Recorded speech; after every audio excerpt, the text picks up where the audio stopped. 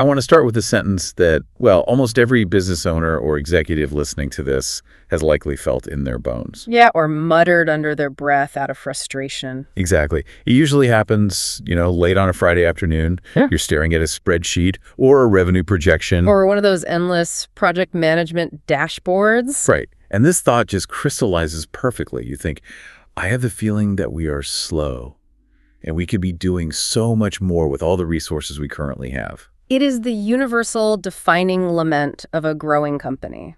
It really is. It's that feeling of just running in deep water. And it inevitably leads to a whole weekend spent agonizing over your decisions. Yeah, like, did I hire the wrong people? Right. Did the culture turn lazy? Is the whole market strategy completely flawed? So if that specific sentence landed for you, if you are nodding along right now while you commute or walk into the office, stick with us. Because today we are investigating the actual structural reason behind that slowness. Yeah, the source material we're diving into makes a very bold, honestly, incredibly specific claim about this.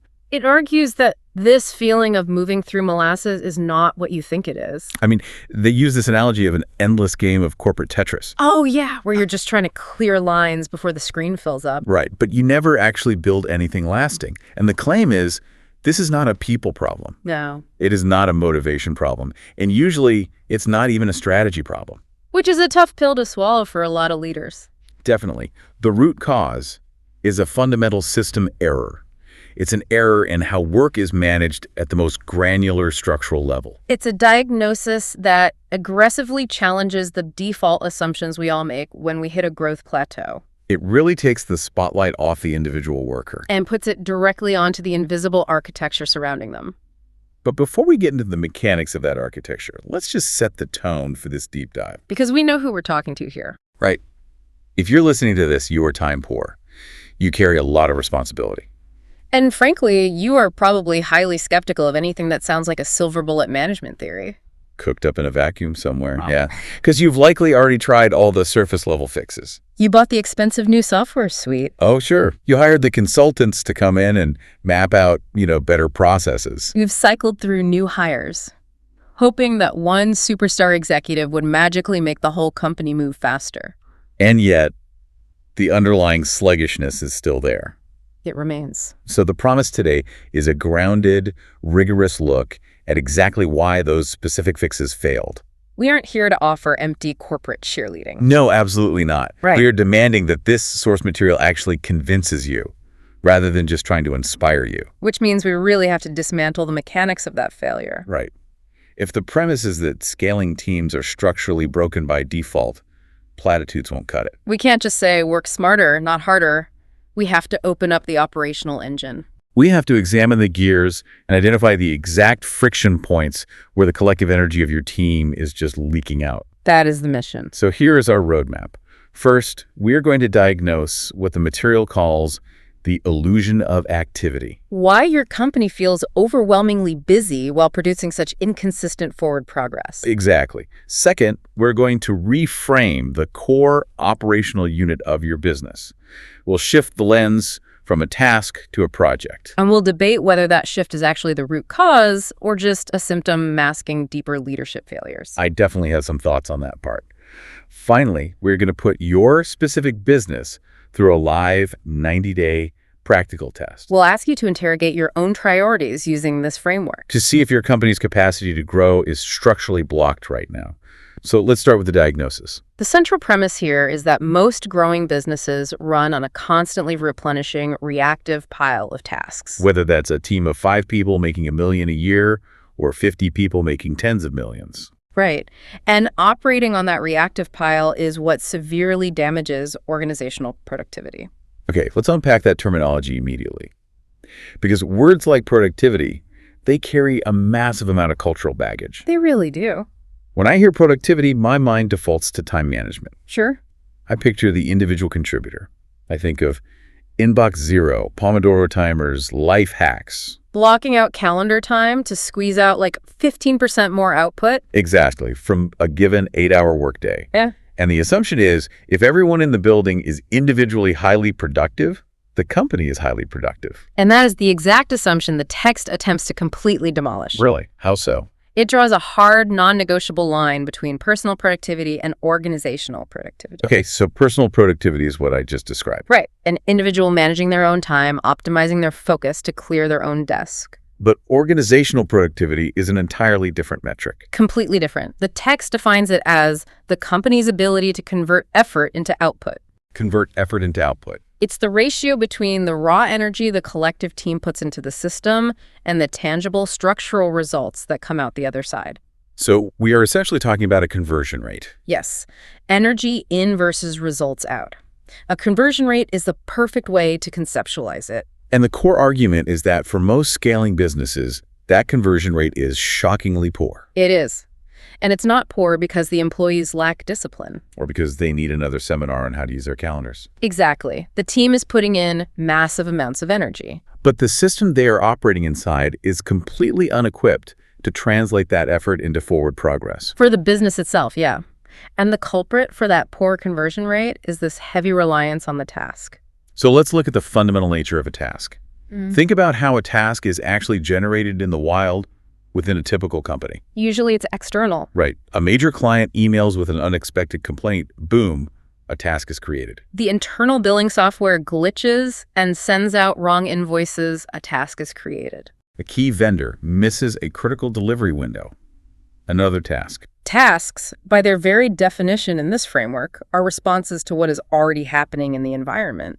They are mechanisms for managing the incoming flow of the present moment. They are inherently reactive, defensive maneuvers designed to stabilize the current state of the business. And when an entire company's operational system is built around processing these incoming fires, you hit a hard mathematical ceiling on growth. The reason is simple. The work that actually builds the future of the business never gets done. We should probably define what that future building work looks like in this context. We are talking about strategic initiatives, deep process improvements, Re-architecting a core product. or overhauling the hiring pipeline so you stop experiencing constant staff turnover. Right. And the source material points out a really fascinating psychological and structural reason why this specific type of work is always abandoned. It lacks an immediate deadline. Exactly. There is no client screaming on the phone demanding that you build a better long-term hiring pipeline. There is no server crashing right now just because your 3-year strategic vision is vague. So in a system fundamentally designed to prioritize clearing the reactive pile, the proactive work is always pushed to tomorrow. It creates a permanent state of triage. If your company only ever manages the present, it simply cannot build the infrastructure required for the future. You're just running faster and faster on the exact same size treadmill. Yeah, I mean, you might be processing double the amount of client complaints this year compared to last year. Which requires more effort, more late nights. But the business itself hasn't actually evolved. It hasn't structuralized any new capacity. But let me challenge this just to play devil's advocate for a minute. Sure. If we are talking about teams doing tens of millions in revenue, we are talking about smart, highly experienced leadership teams. Absolutely. These are not naive founders running their first lemonade stand. Why do they fall into this trap? It's a fair question. If this structural flaw is so fatal and the ratio of energy to output is so obviously poor, why can't these highly intelligent leaders see it from the inside? You'd think they would intervene, right? It seems like a glaring rookie error to just let strategic work rot in the corner while everyone plays firefighter. The material addresses this paradox directly, and it hinges on a powerful psychological trap. Which is The illusion of activity. the illusion of activity. Okay, leaders fail to see the structural breakdown because the team is visibly, undeniably busy. Oh, I see. From the outside, looking out over the open plan office. Or just scrolling through the company communication channels. The system looks like a highly tuned machine. People are typing frantically. Emails are flying back and forth at all hours. Calendars are block booked with meetings from 9 to 5. The task count on the digital project board goes down by 50 at the end of the day. And then it just replenishes by 55 the next morning, Everyone is exhausted. which in many corporate cultures is incorrectly read as a proxy for value. That's a really sharp observation. So the system creates a dangerous systemic confusion between activity and progress. Exactly. Because the mechanism never prompts anyone to step back. Not the frontline employee and certainly not the executive leadership. It never asks the most critical question. Is any of this daily frantic activity actually moving the business to a new, more advanced state? Because the system doesn't care about forward movement. It only cares about clearing the queue. It is quite literally a machine that generates more tasks to replace the ones you just finished. You can think of it like measuring the RPMs of an engine while the transmission is stuck in neutral. That's a great way to put it. The dashboard is lighting up. The engine is roaring. Yeah. You are burning through expensive, high-octane fuel. Which, in this case, is the energy and morale of your team. Right. And the parts are slowly wearing out. But the leadership team looks at that dashboard, sees the high RPMs, sees thousands of resolved support tickets. Or completed microtasks. And they assume the company is flying down the highway. But they are measuring the wrong side of the equation. They're measuring the heat coming off the engine rather than measuring the distance traveled. Which brings us to the ultimate provocation in the source material. Yeah, and I want to turn this directly to the listener right now. Listen closely to this one. If you are sitting in a leadership seat right now, driving your car, sitting at your desk, here is the diagnostic question you need to answer with brutal honesty. If you doubled your team tomorrow, If you magically had twice the headcount, twice the payroll, twice the number of desks, would you double your output? would your revenue double? Would your market share double? For the vast majority of business owners navigating this specific growth phase, the honest answer is no. It is a definitive no. If you double the team tomorrow, you would not double your output. You would just double your internal communication overhead. You would double the number of Slack messages you have to read. You would double the HR conflicts. You would exponentially increase the number of reactive tasks being generated just to manage the new people. That honest admission is the ultimate proof of the structural argument. Right, because if adding more people does not equate to a proportional increase in output, Then your constraint is fundamentally not a headcount issue. your constraint is the system those people are operating inside. And this is a really bitter pill for many hard-driving leaders to swallow. Because it means that no amount of aggressive hiring will fix it. No amount of pushing the team to work through the weekend will fix it. And no amount of expensive high-level offsite strategy sessions will fix the problem. You simply cannot outwork a broken operational structure. So if the traditional metric of tasks completed is just measuring engine heat, as we said, what should leaders actually be tracking? How do we measure true organizational productivity if we strip away that illusion of activity? Yeah, what's the actual metric? Based on the framework provided, leaders need to abandon volume-based metrics entirely. Entirely. Yes.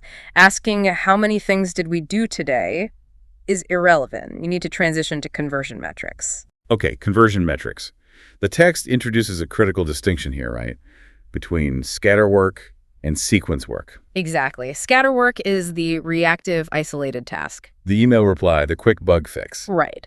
But sequence work involves linked, uninterrupted steps taken over time toward a specific strategic outcome. So the metric you should be tracking is the percentage of collective company time and energy spent on sequence work versus scatter work. If your team is hitting 100% completion rate on their daily scatter work, Like answering every email, resolving every minor glitch within an hour. but they're hitting a 0% completion rate on their quarterly strategic goals, Then your organizational productivity ratio is failing. it does not matter how tired everyone is at 5 p.m. The business is stagnant. I see. And knowing we are measuring the wrong thing does not actually fix the engine. Right. Diagnosis is just step one. If the task is the rusty gear breaking the system, what do we replace it with? That transitions us perfectly into the second part of our deep dive, the reframe. The source material argues that organizational productivity can only be unlocked by changing the atomic structure of how work is defined. How it's assigned and how it's managed. We have to shift the fundamental unit of work from a task to a project.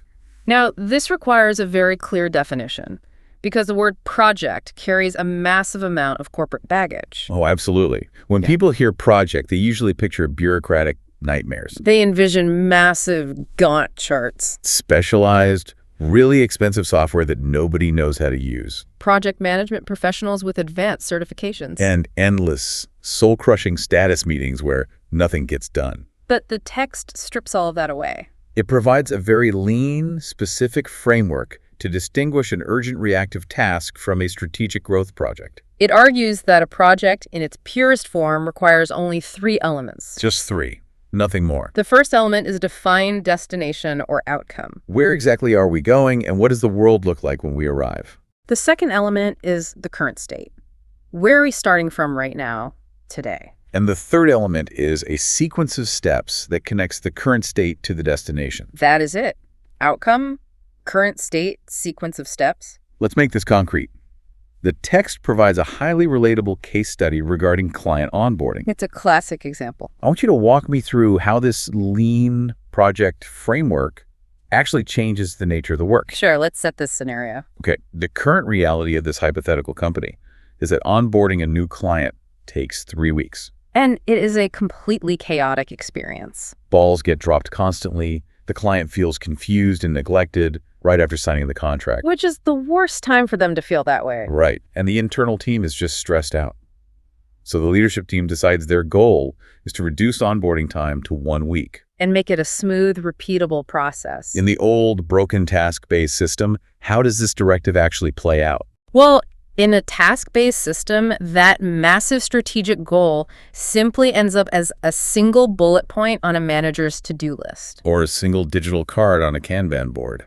Exactly. And the card just says, improve onboarding. It just sits there. It rots on the digital whiteboard. Maybe once a month in a leadership meeting, the CEO will look at the board, point to that card. And ask the operations director, hey, how are we doing on improving onboarding? And the director will inevitably say, I'm looking into it. I've just been totally swamped with current client issues this week. Because nothing happens. Because as a task, improve onboarding lacks architectural integrity. Nobody knows what the actual first step is. Nobody strictly owns the final outcome. And nobody has defined what the word done actually means in this context. It is an abstract wish masquerading as an action item. Now let's apply the reframe. We take that exact same goal and force it through the 3-part project framework. The entire nature of the work transforms. Walk me through that transformation. Yeah. What does the outcome look like now? First, we define the outcome clearly. The destination is no longer just improve onboarding. Right, that's too vague. The destination is a documented, repeatable onboarding process that takes exactly 7 days from the moment the contract is signed to the client being fully set up. Requiring 0 manual intervention from the sales team. Yes. That is measurable. You know exactly when you have arrived. Then the current state. And the text emphasizes you have to be brutally honest here. You cannot gloss over the current dysfunction. The current state is defined as, we currently have no centralized document detailing the process. 3 different departments are involved, and they do not communicate with each other. The average completion time over the last 6 months is 22 days. And we have had 2 formal client complaints about onboarding confusion in the last quarter alone. So we have the tension between where we are and where we want to be. How do we bridge it? That is the third element, the sequence of steps. Instead of a vague directive, we outline a linked chain of actions. Step 1 might be, map the current process as it actually happens on the floor. Warts and all, not how we wish it happens. Step 2, identify the top 3 bottlenecks causing that 22-day delay. Step 3, design the new 7-day workflow, eliminating redundant approvals. Step 4, test the new workflow on the very next client we sign. Step 5, refine the workflow based on the test, document it fully, and officially train the team on the new standard. See, when you structure the work this way, it actually becomes something a human being can own. You can track actual progress against the sequence. You aren't just asking, how's it going? You're asking, do we complete the mapping in step 1? And 6 weeks from now, you will possess a tangible, structural result. A new, faster onboarding system. Right. Rather than a bullet point that has been languishing on a list since January. The critical difference is the mechanism of sequence work. A task is an isolated event. A project is a chain of dependent events. If you break the chain, the project stalls. Now here is where things get genuinely fascinating. Yeah. But also where I have to call a timeout. Oh, really? Yeah, I have to push back hard on the source material here. Let's hear it. I am looking at this distinction between a task and a project. And I have to play the skeptic for the business owners listening. Fair enough. Is this failure to format work correctly really the root cause of organizational slowness? Okay. Or is this entire argument just describing a symptom of something much deeper? Like what? Like poor leadership, unclear strategic vision, or just a culture of weak accountability? That is the natural reflex of almost every seasoned executive. Think about it from their perspective. Sure. If a CEO writes, improve onboarding on a list, assigns it to a vice president, and just leaves it there for 6 months. Without demanding measurable progress. Right. Isn't that just a terrible CEO and a lazy vice president? I see where you're going. Why are we blaming the abstract operational structure? If I am the leader of a company and my executive ignores a strategic directive because they're too busy answering routine emails, I don't have a task-based system problem. You have an executive problem. Exactly. The instinct is to fire them and bring in someone who actually knows how to prioritize and execute. It is a highly compelling argument. And it's honestly much easier to blame the individual for lacking discipline than to examine the invisible environment they are forced to work within. But if we are adhering strictly to the analysis in the source material, we have to firmly defend the structural argument. the text explicitly states that this is not a people problem. Right. It is a structural gap in the system design. Then defend that structural gap for me. Because to a lot of hard-driving leaders, blaming the system sounds like an elaborate excuse for low accountability. I get that. How does this system overpower a capable executive? Let's trace the actual day-to-day reality of your hypothetical vice president. Okay, let's do it. You, the CEO, tell them to improve onboarding. That is their strategic priority. Right, I wrote it on the board. But what else is the operational system of the company telling them to do every single minute of the day? Well, the system is relentlessly bombarding them with immediate screaming tasks. Exactly. The biggest enterprise client is threatening to churn over a bug. The payroll software is frozen on the exact day checks need to go out. A key senior engineer just handed in their resignation. The operational system of the business is perfectly designed to surface, escalate, and amplify immediate pain. It is an engine of urgency. An engine of urgency, yeah. And human beings, no matter how disciplined, how highly compensated, or how strategically minded they are, They will naturally default to putting out the roaring fire right in front of them. over-planning the blueprints for a fireproof building next year, the human brain prioritizes immediate threat mitigation. That makes biological sense. Furthermore, the system itself lacks any mechanism to hold and protect sustained sequential effort over time. If the company's entire operational rhythm, the daily morning stand-ups, the constantly pinging Slack channels, The expectation of a 5-minute email response time, if that only rewards and measures the clearing of immediate tasks, then even the best leaders will eventually be ground down by that friction. what you are describing is a system that is perfectly designed to get the exact results it is currently getting. Precisely. It is engineered to reward firefighting. So you cultivate a culture of elite firefighters, and then leadership gets angry when nobody is doing architecture. That captures the dynamic perfectly. You cannot command an executive to prioritize deep, long-term sequence work. If the daily machinery of the business requires them to manage a chaotic scatterwork list just to keep the company from collapsing today, The friction of the system works aggressively against the stated strategy. as the text argues, a task-based system simply has no structural way to hold a project. A project requires protected time, deep focus, and a protected sequence of steps. While a task system only knows how to interrupt. So to follow your earlier hypothetical, if you fire that vice president for failing to improve onboarding, And I spend 6 months recruiting a superstar executive from a Fortune 500 company to replace them, what happens? the superstar comes in, looks at the improve onboarding mandate, But within 3 weeks, they're sucked into the exact same vortex of daily operational fires. their strategic vision is completely neutralized because the fundamental structure of how work flows to their desk hasn't changed a single degree. The pattern of failure will just repeat. The author of the source material notes that they have observed this exact dynamic across companies of wildly different sizes and industries. When a specific failure repeats across different people, different teams, and different revenue stages. It ceases to be an individual human error. It is a system constraint. Okay, I buy that. If we accept that the system is the true constraint, we have to talk about the how. How do we actually redesign this? Yeah. If a leader is listening and says, okay, I buy it, I need to protect sequence work, but my biggest client actually is screaming on the phone. And the payroll software actually is frozen. Right. How does a company practically transition from a task pile to a project-led environment without the daily operations imploding? The source material suggests it requires drawing hard boundaries between scatter work and sequence work. and managing them through entirely different mechanisms. You do not just ask people to juggle both and hope for the best. You have to build structural defenses. For example, some organizations implement a triage desk. A triage desk. Yeah, a specific rotation of personnel whose entire job is to absorb and resolve the reactive task pile for a given week.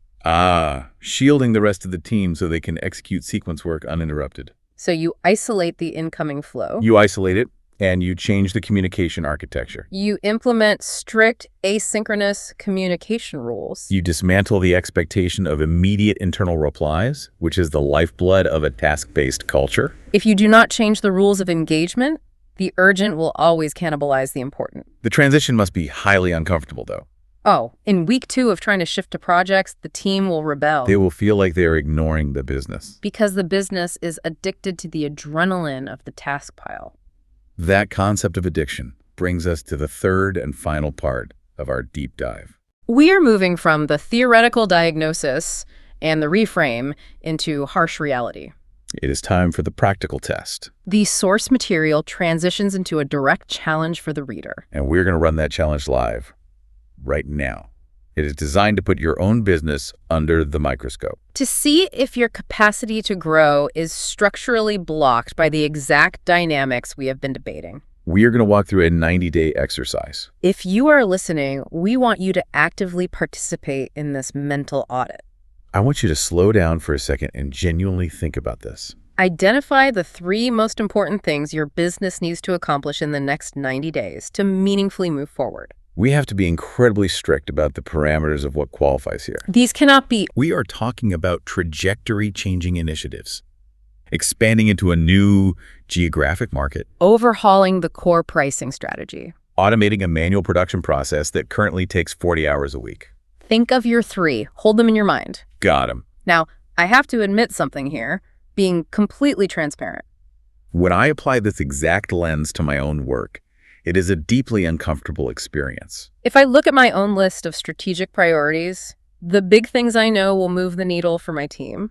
How many of them are really just sitting on a list somewhere? How many are vague concepts that we occasionally discuss in a management meeting? Nod our heads about, violently agree that they are crucial. And then they never actually advance a single inch. It is an uncomfortable audit because it forces a confrontation between your strategic intentions and your actual operational reality. You may have a brilliant vision, but if the machinery cannot execute it, the vision is irrelevant. Now that you have identified those 3 trajectory-changing initiatives, we have to interrogate them. Using the exact diagnostic framework provided in the text. Let's run the interrogation. What is the first question they need to ask? Look at your top 3 initiatives and ask, are they currently being managed as projects, or do they exist merely as tasks? Meaning, do they just live as a vague line item on a whiteboard? Or a generic goal in a quarterly presentation? If the initiative just says, fix the CRM on a sticky note, it is a task. And it is doomed. Right. Second question, do they have a rigidly defined outcome? Can every single person involved in the initiative describe exactly what the world looks like when this is finished? If you ask 3 different people and get 3 different answers, you do not have a defined outcome. Question 3. Does someone own this initiative with real accountability? Not a committee, not a vague department. But a specific named individual who has the authority, the resources, and the protected time to drive it. And the final, most revealing question. Is there a visible sequence of next steps that is actively being worked on right now? Not planned for next month, actively being worked on today. Yes. If you apply those 4 questions to your 3 most important growth initiatives. And the honest, sobering answer is that they are just sitting on a list. Occasionally discussed, but never materially advancing. Then the system is screaming at you. It is providing undeniable evidence that there is a structural gap in your company. The realization here is critical. It is not that your team doesn't care. It is not that you lack the right vision or the right market fit. It is that your organizational machinery simply does not have a gear designed for forward motion. It only possesses gears for treading water, for managing the current volume of chaos. And if you do not purposefully architect and build that forward gear, you will remain stuck on the plateau. It will not matter how much venture capital you raise, Or how many brilliant people you hire to try and force the issue. the structural gravity of the task pile will simply pull them down. This leads us to the ultimate takeaway, the final synthesis on capacity that the text offers. And this is the concept I want to lock in for everyone listening, because it reframes the entire conversation around scaling a business. The core insight is profound in its simplicity. A company's capacity to grow is not limited by how hard the team works. It is limited by how much of that work actually converts into progress. I'm going to repeat that because it is the entire pivot point of this deep dive. Your capacity to grow is not limited by how hard your team works. It is limited by how much of that work actually converts into structural progress. It completely redefines the ultimate metric of organizational productivity. We return to that concept of the conversion rate. The only proven way to systematically increase that conversion rate is to stop attempting to manage the business at the reactive task level. You have to elevate the operational backbone. You must manage work at the project level, focusing on defined outcomes, honest current states, and protected sequences. all owned by individuals with the clarity and authority to drive them forward. The author distills this into a really powerful phrase: not busier, better. That encapsulates the shift perfectly. Building an operational backbone that allows a business to scale without breaking its people means permanently transitioning away from the daily, addictive adrenaline of the reactive task pile. It means moving toward the disciplined, often less glamorous, but infinitely more effective reality of a sustained sequence of owned projects. It requires stripping away the false comfort of the illusion of activity. It is a permanent architectural change to how the business breathes, communicates, and measures its own worth. As we wrap up this deep dive into the architecture of work, I want to leave you with one final provocative thought. Something to deeply consider as you walk into the office tomorrow morning and look at your team. We have established that if your operational system only rewards the clearing of the daily inbox, your long-term future-building projects will die. But think about the human cost of that structural failure. The implications for talent retention, particularly for your highest performers, are severe. Exactly. If your company's growth is truly constrained by its structural inability to process projects rather than tasks, what is happening to your most ambitious, strategic employees right now? What happens to the people you hired specifically because they were builders? Are they slowly, quietly burning out, trapped in a system that only measures their worth by how quickly they can clear a reactive inbox? Rather than how effectively they can build the future of the company. It is a profoundly dangerous environment for high performers. They joined your company to build something meaningful, but the operational system only allows them to maintain the status quo. Eventually, they will leave to find an environment that allows them to actually build. It is a reality every leader needs to confront. We invite you to examine your own operational backbone. Take a hard, unvarnished look at that conversion rate of effort to progress. Ask yourself whether your system is setting your best people up to scale the business to the next level. Or if it is just setting them up to sweep the floor faster than they did last year. Until next time.